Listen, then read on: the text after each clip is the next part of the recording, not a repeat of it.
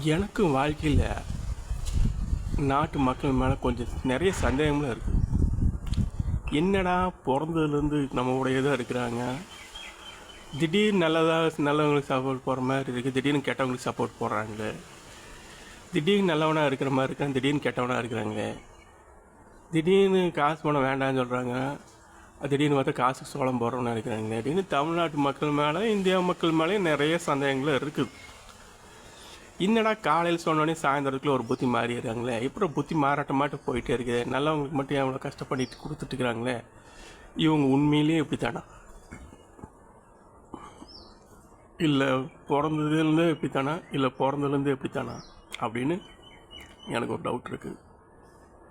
ஏன்னா ஒரு நாட்டு மக்கள் நல்லா இருந்தால் தான் மக்கள் நல்லவங்களாக இருந்தால் தான் நாட்டு தலைவனே நல்லா இருப்பான். மக்களே தாந்தோணித்தனமாக தறிகட்டு தெரிஞ்சாங்கன்னு வச்சுக்கோ, தலைவரில் சொல்லி குத்தமே இல்லை, அவன் கொள்ளையடிக்கத்தான் பார்ப்பான். மொத்தத்தில் மக்கள் நல்லா இருக்கும். மக்கள் நீதி நேர்மை தவறாமல் மனசாட்சி கட்டுப்பட்டு நேர்மையாக ஓட்டளிக்கணும்.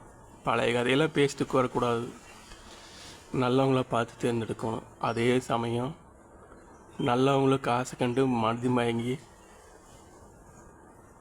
காசுக்கொசரம் சோளம் போகக்கூடாது. ஸோ தமிழ்நாட்டு மக்கள் நல்லவங்களா கெட்டவங்களான இந்த 2026 எலெக்ஷனில் தெரிஞ்சு போயிரு.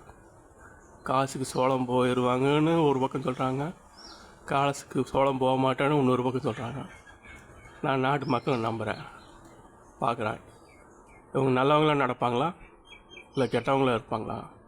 உள்குத்து அரசியலா, இல்லை உள்ளொன்று வெளியில் ஒன்றா? உள்குத்து அரசியல் எதுவும் இல்லாமல் நீதிக்கு நேர்மை மனசாட்சிக்கு பட்டு அவங்க புத்திக்கு என்னென்ன தெளிவாக தெரியுதோ இவங்க தான் நல்லவங்க, இவங்கள சோதிக்கூடாது அப்படின்னு கரெக்டாக நீதி நேர்மையாக இருப்பீங்களா, இல்லை தாந்தோணித்தனமாக இருப்பீங்களா? இது மக்களே முடிவு பண்ணிட்டு